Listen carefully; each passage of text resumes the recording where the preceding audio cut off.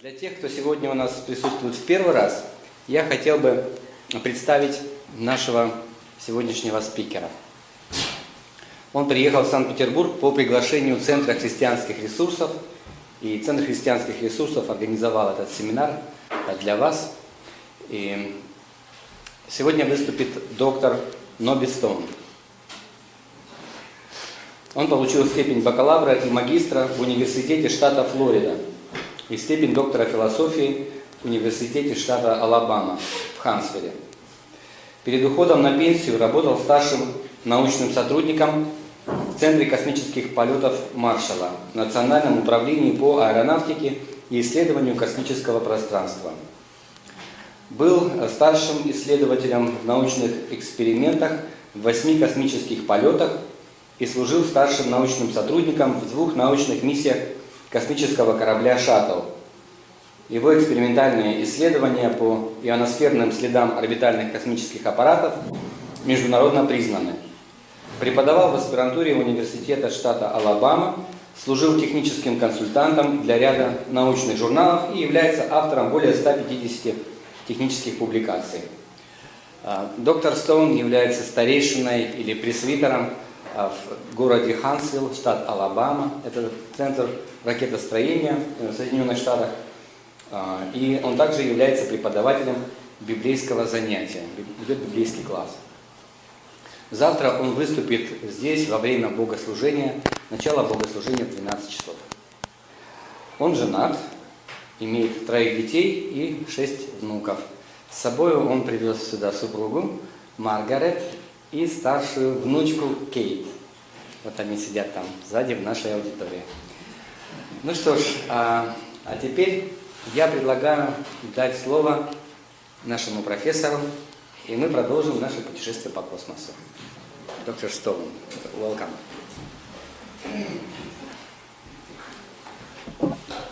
Так, извините, я еще хочу напомнить, пожалуйста, звук сотовых телефонов либо выключите их совсем. Это желательно, потому что они дают наводки.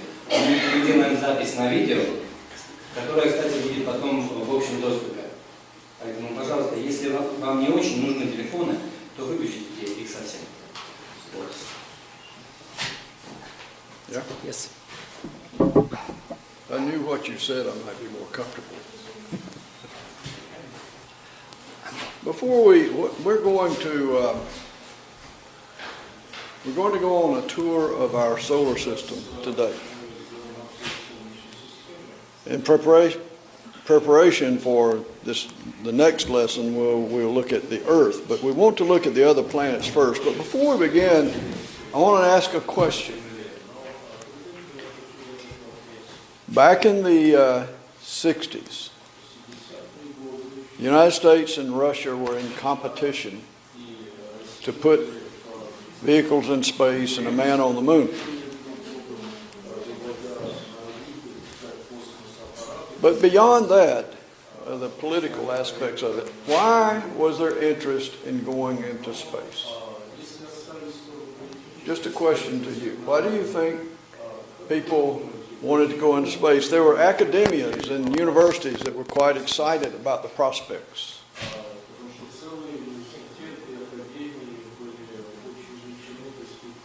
And they can answer if they wish.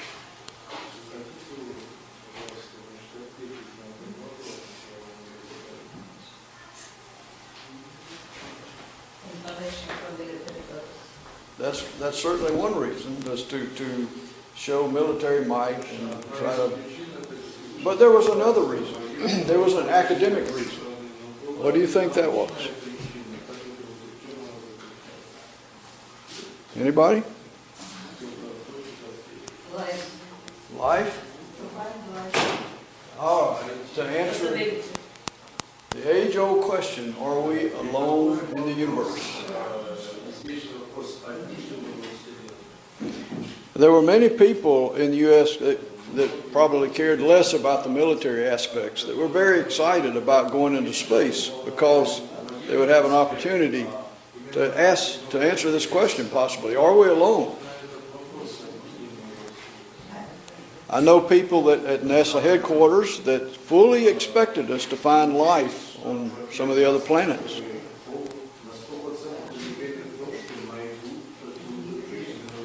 You see, they looked at life kind of like you might look at baking a cake.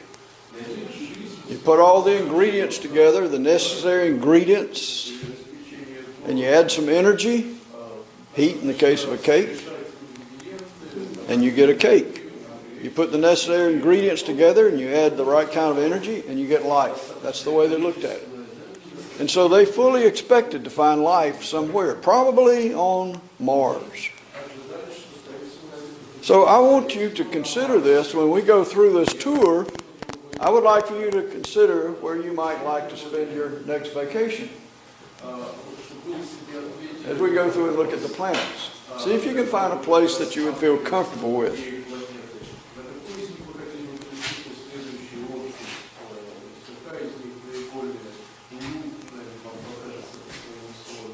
So this is a not to scale representation of our solar system, but you'll notice it shows the inner planets. They're called the terrestrial planets because they have rocks, ground, you can stand on the surface. And then there's the asteroid belt, and then there are the outer planets. They're called the gas giants because they're primarily liquids and gases, no surface.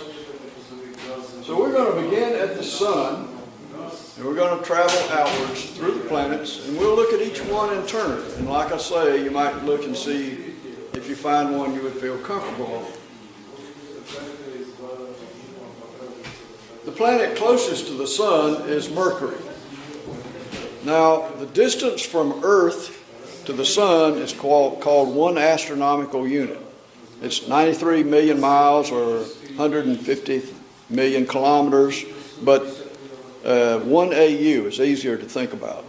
That's the standard distance from Earth to the sun. So I will give you distances to these planets in terms of AU, which is relative to their Earth's distance. So Mercury, as you see here, is close to the sun.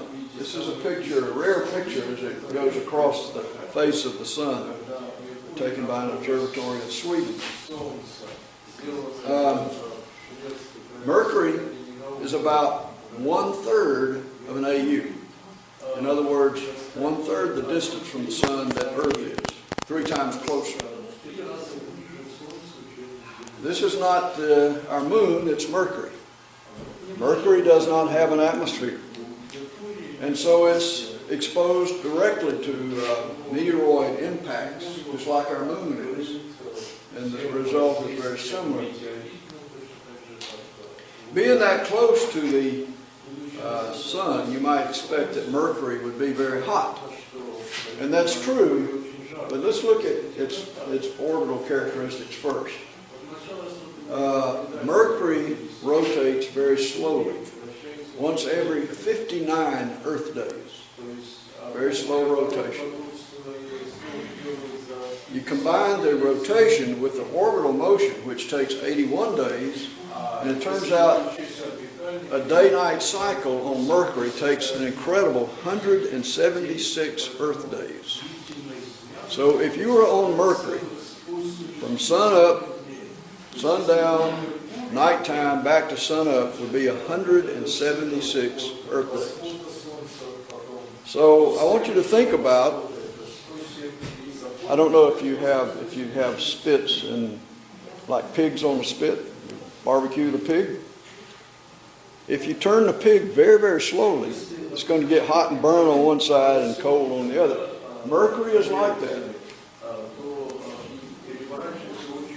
It's an incredible 510 C, or 950 degrees F, on the sunlit side. And let me, I don't know if I can do this and see. This is far above the melting point of lead. So fishing sinkers, bullets, would be liquid on Mercury. 950 degrees F, the melting point of Mercury is 623 degrees, much below that. The mercury in your thermometer, the red stuff in the thermometer, would boil at this temperature. It's very, very hot, but it's turning very slowly. And Mercury has no water on it, has no atmosphere, as you see. So it's just a piece of rock. It's a good, what we call an insulator. It does not conduct heat very well. So as a result, while the day side is facing the sun and all this energy coming from the nearby sun, the night side is facing deep space. And it gets very, very cold. Minus 210 degrees C, or 346 degrees F. Our atmosphere most of it would liquefy at that temperature. So, anybody want to sign up to visit Mercury?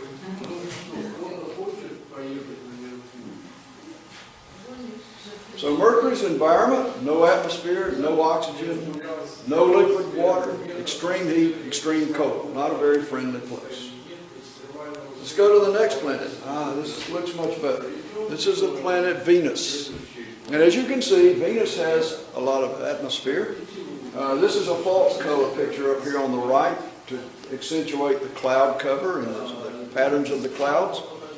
So you see, it looks almost kind of Earth-like. Wrong color, but it looks much more friendly, right? Until we look at it in X-ray. When we look at it in X-ray, we essentially strip away the atmosphere and the clouds and look at the surface. Much more sinister looking. If you go down to the surface, it's not much better. You see volcanic flows. You see in the bottom part uplifts, tectonic uplifts. And we look at the atmosphere of Venus, and it's 15 times the density of Earth's atmosphere. Very, very dense. Okay. We need to go back. One more. There we go. Okay, so the atmosphere is 15 times denser than Earth's. Winds blow constantly at a couple of 100 miles per hour, faster than hurricanes here on Earth. And that dense atmosphere means there's a lot more force to the winds. It'll be very destructive. The atmosphere is 97% carbon dioxide. Venus is a runaway, what we call in America, greenhouse. The greenhouse effect traps the sun's heat because of the carbon dioxide. So it's 2/3 the distance from the sun as Earth is. So it's a third closer. It gets more energy from the sun, and it very effectively traps that energy and holds it in. And the result, Venus is very hot. Those clouds that we saw that look like kind of Earth-like, those are sulfuric acid clouds. That's the acid in a car battery. It will burn you if you get it on you. So acidic clouds, dense atmosphere of carbon dioxide, 100, 200 mile an hour winds, not very friendly place. There's no oxygen, no liquid water, and the temperature is almost as hot as Mercury, 482 degrees Celsius, 900 degrees Fahrenheit. Again, there's no solid lead on Mercury. It would be a liquid. The mercury metal in your thermometer would boil. Mercury's not a very friendly place. This is a picture taken by the Wiener. It's a Russian probe that was sent to Venus in early 1980s. They sent two, Wiener 13 and 14, I believe. And this probe landed. It's a robotic probe. Landed on the surface of Venus. Lived for about 2 hours. Took some pictures. And then it died of heat stroke. So I want you to think about what it would be like if you were on Venus. No oxygen. Acid clouds. Hurricane force winds. Tremendous heat. If a robotic probe could not survive this environment, what do you think you would do? You know, it's just not a place fit for life. So let's go skip Earth, and we'll go to the fourth planet out, Mars. Now, I need to spend a little time here because Mars was thought to be the most like Earth planet. If we were going to find life anywhere, we would surely find it on Mars. And a lot of people believe there would be life on Mars. In fact, in 1938, one of the first radio plays was Orson Welles' War of the Worlds. It's a story about an invasion of Earth by creatures from the red planet. And people had, astronomers before this, had looked at Mars, and their telescopes weren't quite as good as today, and they thought they saw canals on Mars. Well, if you have canals, you must have canal builders. So it was widely believed that there might be intelligent life on Mars even. So Orson Welles' play that was done on the radio struck a chord with the public. And the radio came on. This was in the U.S., 1938, and they announced that the Mars, these creatures had landed from the red planet near Trenton, New Jersey. And there was widespread panic. People called the police station, completely clogged up communications. They wanted to get gas masks to protect themselves from this poisonous gas. Of course, this wasn't true, but it's reported that some people actually panicked and jumped out of tall buildings. The point I want to make is the general public, at least in the U.S., believed that there would be life on Mars. So much that they panicked when this radio program came on. But the public wasn't the only ones that believed this. There were a lot of people in the science community that believed there would be life on Mars. Oh, not intelligent life, not little green men, but at least microbial life. Very simple life. So I want to look at Mars and see what we found. Mars has an atmosphere, as you can see here. You see the atmosphere. It's a very thin atmosphere, and it's a carbon dioxide atmosphere. You would have trouble breathing on Mars because it's all thin and doesn't have oxygen. But if you look at it from orbit, there are things similar to Earth. This is called the Grand Canyon of Mars. This is about 100 miles wide. It's much bigger than our Grand Canyon in the States, about a mile deep. This is what we call in the States a dust devil. Sometimes whirlwinds come along, they pick up dust and it makes these things. We see them on Earth. This is one on Mars. Oops. This is a picture taken from one of the first landers to Mars. And you can see it's pretty barren. This is a picture taken from one of the most recent rovers that was placed on Mars. This is a picture of the undercarriage. This is probably the world's most expensive selfie. This is one of the rovers. Took a picture of itself. Let's look at some of the things they found. This is a picture of the inside of a crater, and you can see here the peak at the center of the crater, and this is the walls of the crater around out here, that are mountains. And it's very dusty. Mars has this red dust. It's called the red planet. And very often the planet's covered with dust storms that last for months. You can't even see anything. This is a picture that is taken as it would appear on Mars, and then they ran it through a computer and made it look like it would look on Earth. So if you saw this same scene through Earth's environment, you would see it would look like this. Either case is pretty barren. So there are various types of terrain on Mars. This is some tracks made by, went too far. I'm sorry. These are tracks made by the rover Opportunity some years ago. But I want you to look. Do you see anything in this picture? Not a single blade of grass. Nothing. We've been on Mars for 38 years. We've had landers. We've had rovers, 4 rovers, 2 landers. We've had orbiters, a couple of flybys. We've taken high-resolution, high-definition pictures of the whole surface. We have measured its temperature, its air, the makeup of the atmosphere. We've measured its rocks, the minerals. We know a lot about Mars. We have not found a single blade of grass, not a single microbe, not even a fossil microbe.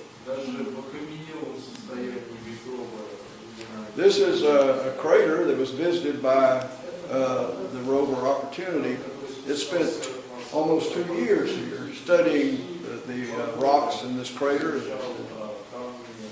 Now here's some things.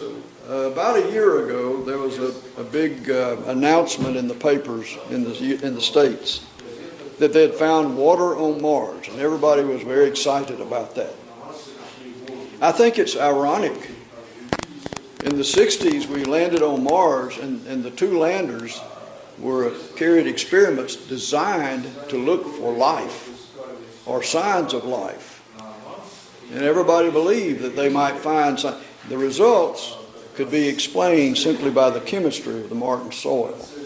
And ever since then, it's been downhill. So it's interesting that we went there expecting to find some form of life, and now we're excited because we found some water. Interesting. So here's some evidences that Mars did have water at one time. You see these round rocks, they're called Martian blueberries. Blueberries are little in the States. I don't know if you have them here in Russia. You can eat them, they're good. Martian blueberries, these probably wouldn't be very good. But you see this in stream beds, right? You see round rocks that have been rolled and they get eroded and they turn out to be round. Wind can also do this. These look like sedimentary rocks that you would see where there's been water. This looks like a stream bed. And I grew up, as I said yesterday, near the Gulf of Mexico, and if you look at tidal pools and water that runs out of the tidal pool, you see this exact type of formation as the water runs out of the tidal pool back into the Gulf of Mexico.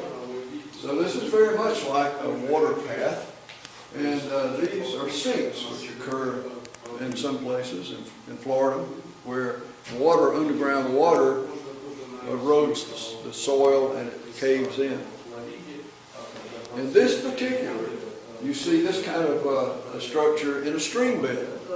You have craters here that block the flow of water, and the water flowing around the blocked place of the crater forms these teardrop-shaped, what would have been islands. And so it looks very much like a stream bed. So for many years, people have believed that there was, at one time, a good bit of water on Mars. But it doesn't appear to be there anymore.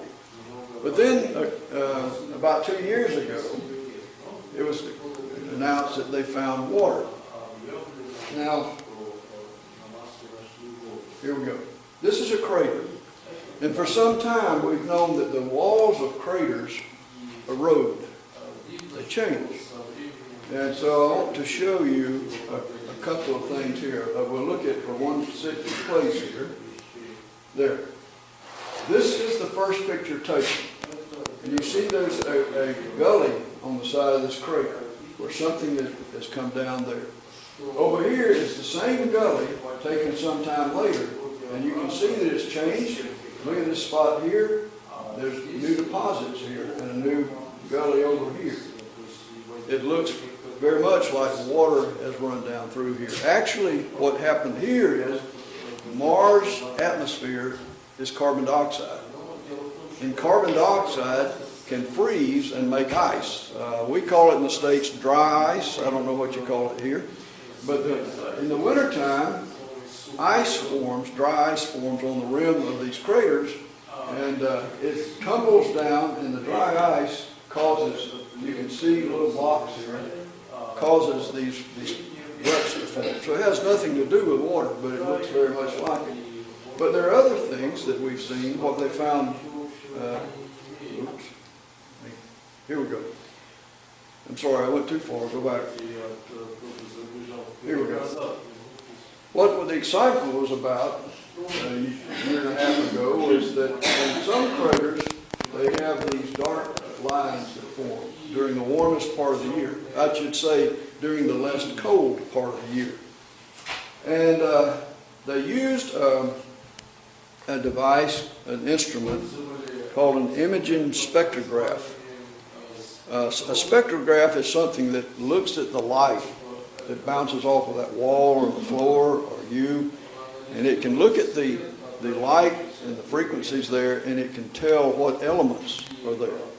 So carbon makes a particular form of light. Iron or silicon or whatever's there has its own pattern. So you can look at the pattern of the reflected light and you can determine what the chemical makeup is. An imaging spectrograph is one that can focus on a point like a camera does, and the resolution of this imaging spectrograph was about the size of one of these streaks here. And those streaks look very much like when sand gets wet. It makes it darker. Turns out that the spectrographic data most closely resembles a saline solution, very, very salty solution, kind of like you would find in the Dead Sea in Israel. Very, very salty. They're salts that, hydride salts that attract water, and that appears to be what this is. So it was interesting in the States, the news announced this, and you got the impression that all we had to do is go to Mars now, and the astronauts or cosmonauts could splash around in the water, and they could swim, and they could drink. Actually, it's just a sea. That's it. No standing water, no lakes, no ponds, no rivers, no streams, just seeps like that. And what is seeping is a very, very salty brine. A lot of excitement about nothing. It's interesting to me that over about 40 years we've been reduced from looking for life to looking for water and getting excited about a salty brine. So Mars, temperature in the daytime is about -5 C typically. At nighttime it drops down to -87 C. Remember, Mars is further than Earth, about half again further from the sun as Earth is. So it receives about 1/100th of the much less of the energy of the sun than the Earth does. Minimum temperatures are in the range of -143 C. So think about it. One other point, the atmosphere is 1/100th the density of Earth's atmosphere. So on Earth you would have to go to an altitude of about 35 kilometers to have this density of atmosphere. Nothing lives at 35 kilometers altitude.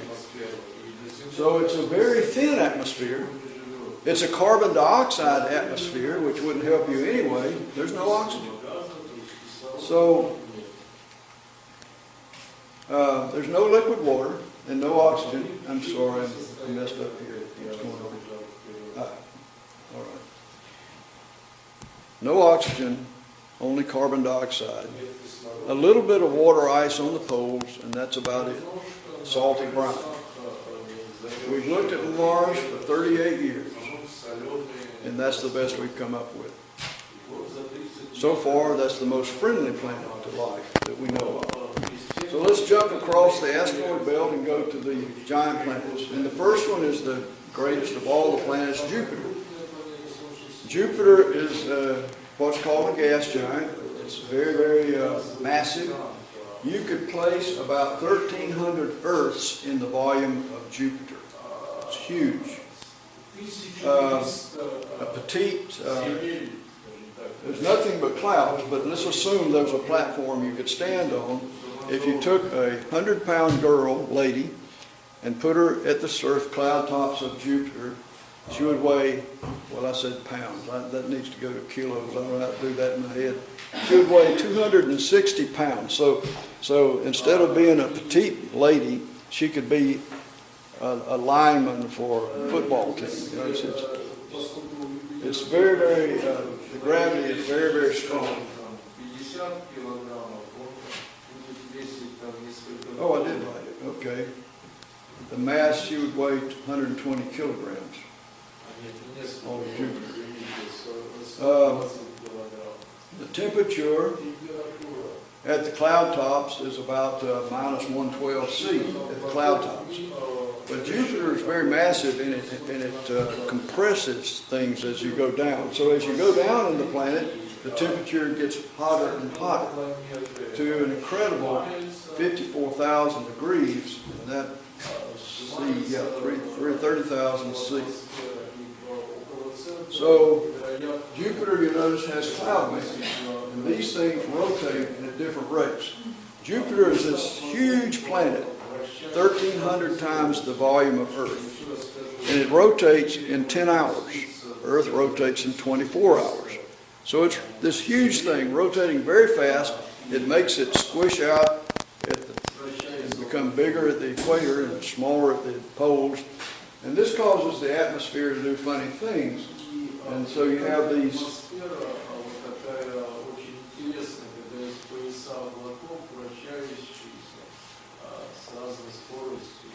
So yeah, there we go. So you see what the cloud bands do. Look at this. Look at this right here. This is called the Great Red Spot of Jupiter. What that is a gigantic hurricane, a vortices. You could put both Earth and Mars together in this, if you can imagine.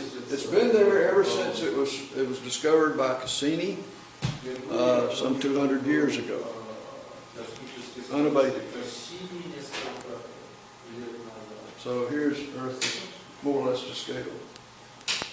So Jupiter, no land to stand on, no water to drink, no oxygen to breathe, extremely strong gravity that would crush you. So we're not too interested in Jupiter. But let's look at its moons. This is the moon Io.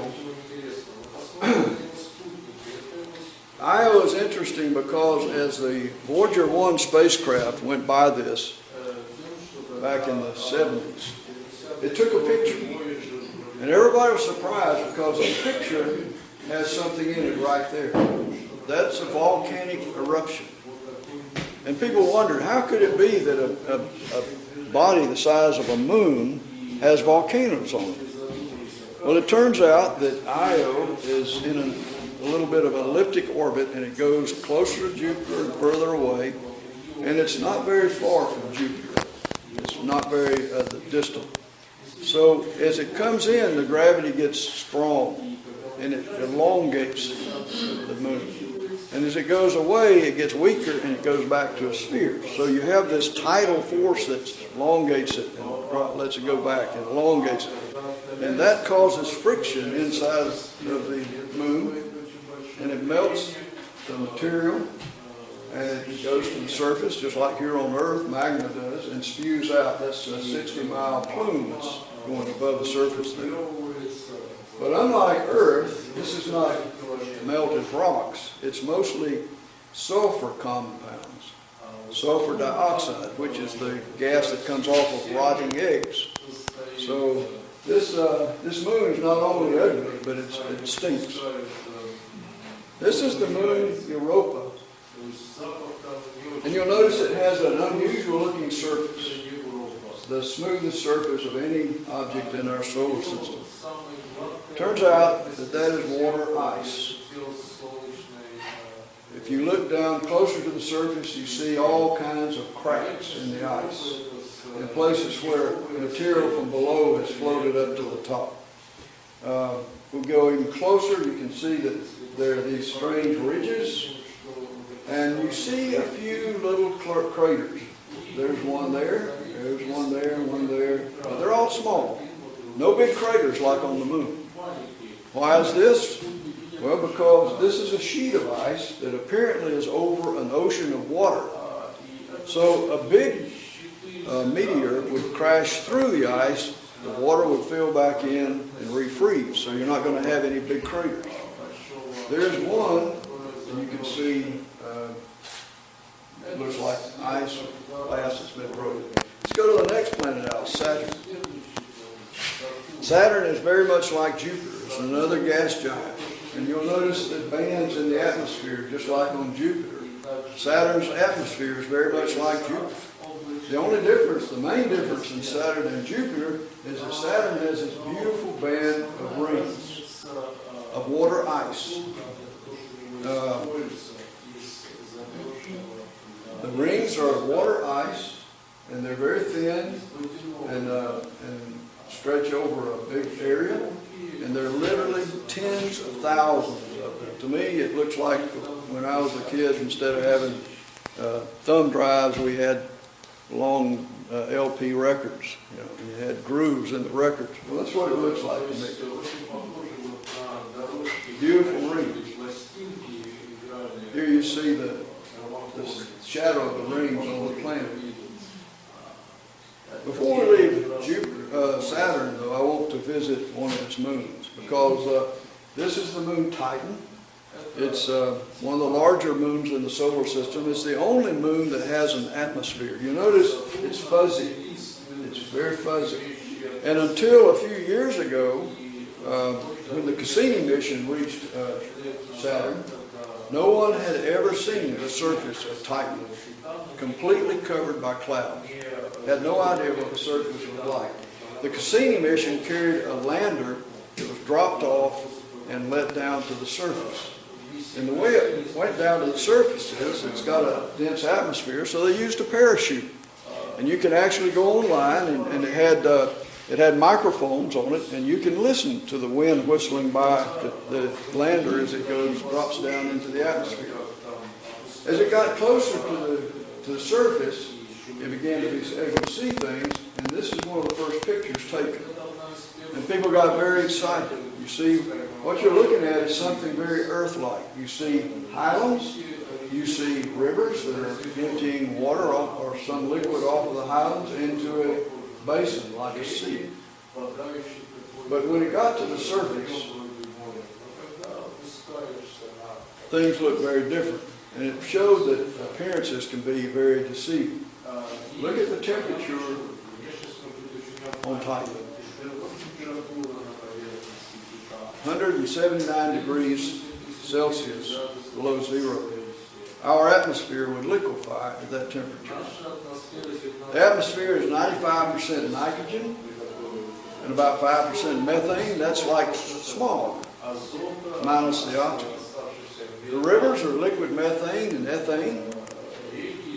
The water, ice, is perpetually frozen, rock hard. The boulders here are water ice. And the sand that you see are hydrocarbons, hydrocarbon sand. So it looks very Earth-like, but it's anything but Earth-like. Everybody was excited. They thought they would find some kind of life here because a lot of hydrocarbons. They've totally given up on finding anything on Titan. So we'll go quickly through the outer planets. This is Uranus. Uranus is tilted over on the side instead of spinning. All of the planets are on a plane, kind of like this floor, and they go around the sun, and most of their spin axes are more or less perpendicular to the plane. But Uranus' spin axis is flipped over on the side, so it goes around like this. But it's just another gas giant. Neptune is another gas giant. It's interesting because Neptune has a global ocean about 5,000 or 6,000 miles deep. Scalding hot ammonia, heated by a core about the size of Earth that is radioactive. So the heat comes from radioactive core, not from the sun. far too far from the sun. This is one of the moons of Neptune. See right there, Triton. And if you look at Triton, you see all kind of ices, not water ices, but nitrogen ices, things that require extreme cold. And then in 2015, we got our first view of Pluto, which is formally no longer a planet.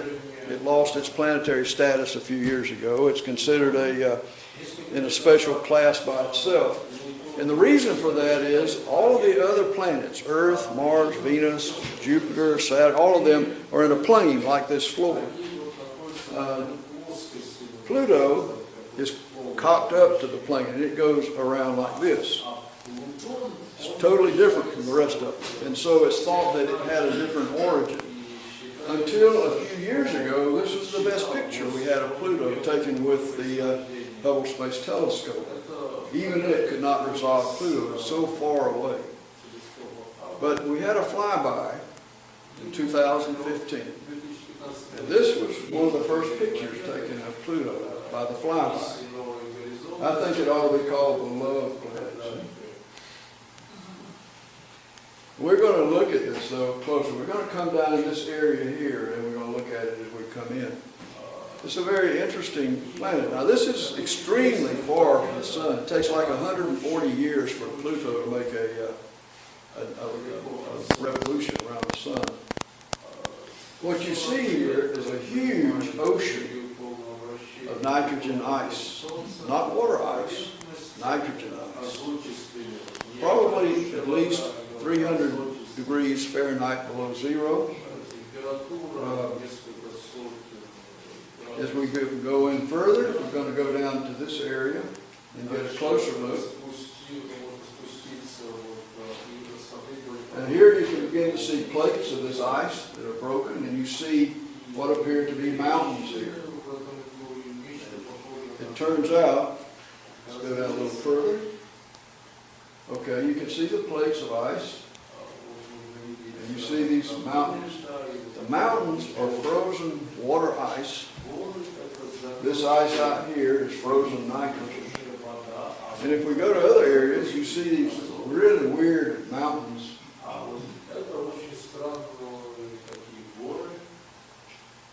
One more. So you see these strange mountains. Nothing like this on Earth. You can see they're very jagged. There's some kind of a basin of ice. It looks flat. You see the shadows here. Very jagged shadows.